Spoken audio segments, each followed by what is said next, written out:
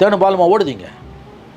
நீங்கள் பஞ்சமாக பாதகத்தை பண்ணுவீங்க, கொள்ளையடிப்பீங்க, எல்லா தப்பும் பண்ணுவீங்க. உங்களை ஏற்று பேசினா நாங்கள் பிஜேபி. அப்போ பிஜேபியை காமிச்சு காமிச்சு காமிச்சு காமிச்சு காமிச்சு இங்கே பலனை அனுபவிக்கிறது யார்? நீங்கள் தானே. கண்டு விட்டாலையா, சூட்சமத்தை கண்டு விட்டாலே. உன்னை எதிர்க்கிறவனெல்லாம் நீ பிஜேபின்னு முத்திரை குத்தினா வேற என்னன்னு கேட்கறது? ஏன்னா எல்லாருக்கும் இந்த முத்திரை தானே குத்துறாங்க. எனக்கு குத்துறாங்க. சிரிப்பா வருதுடா. நான் இங்க மனசு வருத்தத்துல இருக்க, உனக்கு சிரிப்பா போடாங்கிட்டு வந்துருச்சு. அடிக்க போறேன் சப்பு சப்புன்னு. எவெல்லாம் எதிர்க்கிறானா எல்லாருக்கும் குத்துறாங்க. தனிநபர்களுக்கு குத்துறாங்க, கட்சிகளுக்கு குத்துறாங்க, கலைஞர்களுக்கு குத்துறாங்க, இயக்கங்களுக்கு குத்துறாங்க. இது ரொம்ப இது இந்த பருப்பு ரொம்ப நாள் வேகாது, ஞாபகம் வச்சுக்கோ. அகம்பாவத்துல ஆணவத்துல தலகால் தெரியாம ஆடாத, இது நிலைக்காது. கீழே விழுந்தேன்னா பல்லு பகடலாம். ஏங்க விமர்சனம் பண்ணக்கூடாது திமுகவை? இது என்னங்க கதையா இருக்குது? ஏன் விமர்சனம் பண்ணக்கூடாது? உன்ன என்ன தப்பு? அப்புறம் ஜனநாயகனா என்ன? ஓட்டு கட்டல, எல்லாருக்கிட்டையும் தானே ஓட்டு கட்டிங்க. ஓட்டுக்கு வந்து நிற்கும் போது எல்லார் ஜாதகத்தையும் பார்த்துட்டு தான் வந்து ஓட்டு கேட்குறீங்களா? இல்லை உங்களுக்கு எல்லாம் ப்ரோ நோட்டு எழுதி கொடுத்தவங்க தான் ஓட்டு கேட்குறீங்களா? போகிற வாரம் எல்லார்ட்டையும் ஓட்டு கேட்குறீங்களா? தெருவில் கையில் காலில் விழுந்து கூட கும்பிட்டு போட்டு ஓட்டு கேட்குறீங்கல்ல? அப்போ நீ பவருக்கு வந்தா உன்னை கேள்வி கேட்பான். நீ கேட்ட ஒவ்வொரு கேள்வி என்ன செருப்பால் அடிச்ச மாதிரி இருக்குடா.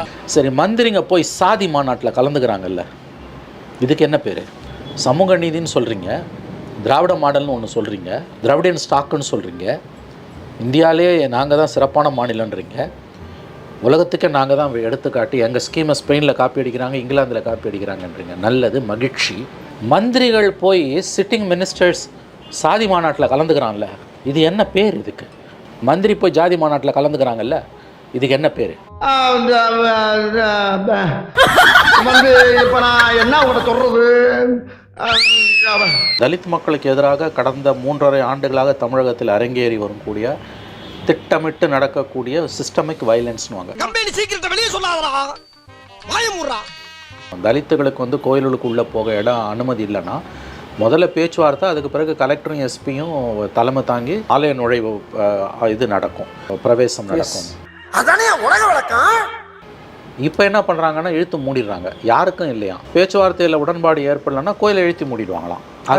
அதுதான் சமூக நீதினு வெக்கங்கட்டு தொலைக்காட்சிகளை பேசக்கூடிய திமுக செய்தி தொடர்பாளர்களும் இருக்காங்க, நம்ம பார்த்துருக்கோம். இந்த ஈன பொழப்புக்கு பேசாம எங்கேயாவது போய் ஊருக்கு போயிடலாம். இல்லை, இந்த மாதம் மட்டும் 120 தலித்துகள் கொல்லப்பட்டிருக்கிறார்கள். இது வந்து கள்ளக்குறிச்சி இன்சிடென்ட்டில் பாதிக்கப்பட்டது. தனிப்பட்ட முறையில் வந்து தொழிலாளர்கள் வந்து அந்த இதில் இறங்கி அவர்களாக அந்த மாதிரி இறந்தது. இப்படியெல்லாம் பார்த்தீங்கன்னா தலித் மக்களுக்கு எதிராக இழைக்கப்படக்கூடிய கொடுமைகள் நாளும் பொழுதும் அரங்கேறி வருகின்றன. ஒருபோதும் என் குரல் ஓயாது, ஒருபோதும் என் குரல் ஓயாது. உயிர் கடைசியா உடம்புல ஒட்டிட்டு இருக்குல்ல ஒரு துளி, அந்த ஒரு துளி உடம்புல உயிர் ஒட்டி கொண்டிருக்கக்கூடிய அந்த கடைசி நிமிடம் வரை இந்த மண்ணுக்கான, இந்த மக்களுக்கான அரசியலை நான் இன்னும் சத்தமா பேசுவேன், இன்னும் சத்தமா பேசுவேன். Meanwhile,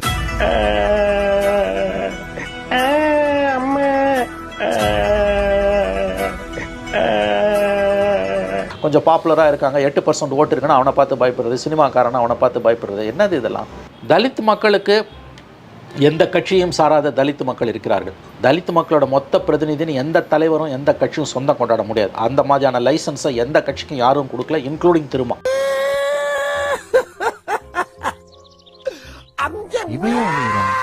உங்க மந்திரி பேசியிருக்காரு போய் ரகுபதி. பெரியாருக்கு முன்னால், கலைஞர் கருணாநிதிக்கு முன்னால், அண்ணாவுக்கு முன்னால், ஏன் ஸ்டாலினுக்கு முன்னாலும் இருந்த ஒரு சமூக நீதி காவலன் என்றால் அது ராமன் தான் அப்படின்னு பேசி. இல்ல புரியல, என்னங்க எனக்கு ஒண்ணுமே புரியல. அதுதான் எனக்கும் புரியல.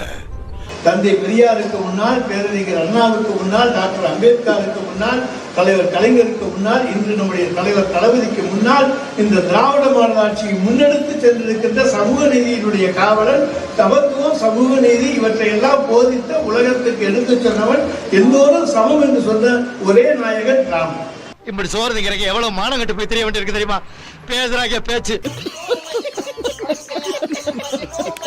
இன்னொன்று வந்து என்னன்னா, திராவிட மாடலை முதல்ல பின்பற்றியவரே ராமன் தான் சொல்றாரு. இதை விட ஒரு அவலம் ஏதாவது உண்டா? ராமனை இன்றைக்கு திராவிட மாடல் ஆட்சியினுடைய முன்னோடியாக இன்றைக்கு நாங்கள் கொண்டு வருகிறோம்.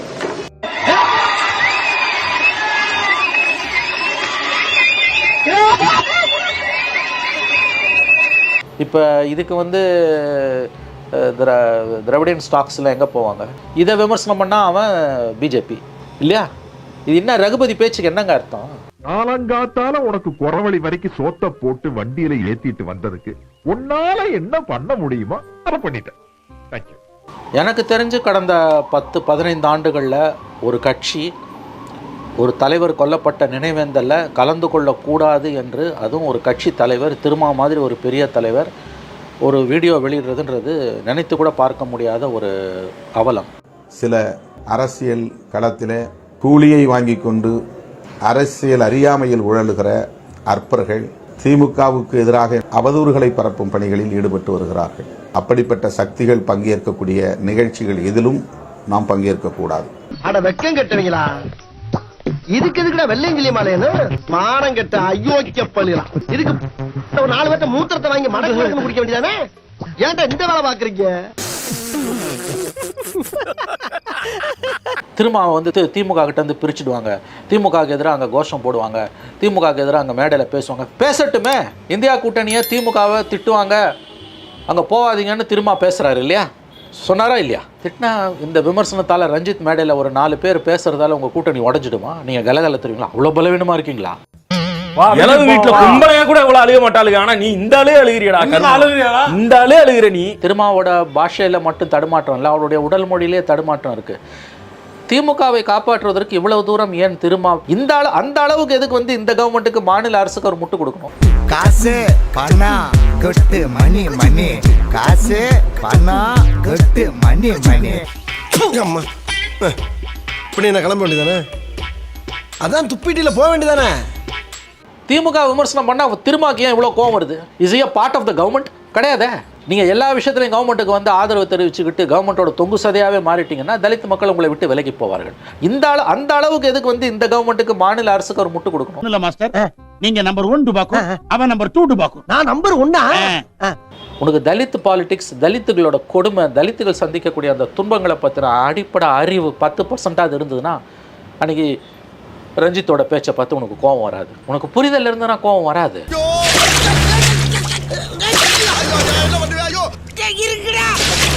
சோத்திரையும் அடி வாங்கியாச்சு, சேத்திரையும் அடி வாங்கியாச்சு.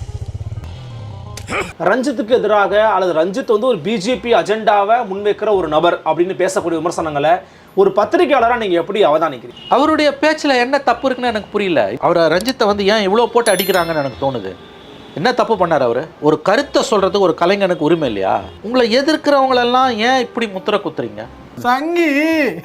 சங்கிங்க ஏன் எங்க எடுத்து பேசுறீங்க? நீ சங்கி தான். உன்னை எடுத்து பேசினா சங்கி. ஆமா. ஆதரிச்சு பேசினா நீ வந்து 200 ரூபா ஊப்பிமாங்க. பரவாயில்லையா? என்ன திமுக எதிராக பேசிட்டோம் ஏன் பேசக்கூடாது? இது என்ன ஜனநாயக நாடா, சர்வாதிகார நாடா? உங்களை எதிர்க்கிறவங்களெல்லாம் ஐயோயோ தலித்துகளை வந்து திமுக கிட்ட வந்து பிரிச்சுட்டு போறாங்க, ஐயோயோ பிஜேபி உள்ள வந்துட போகுது. எதற்காக இந்த பூச்சாண்டி? திமுக எதிராக எவனுமே பேசக்கூடாதா? இல்லை, நான் கேட்குறேன், இது என்ன புத்தி?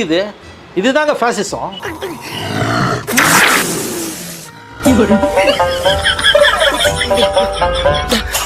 உன்னை எதிர்க்கிறவங்களாம் பிஜேபின்னா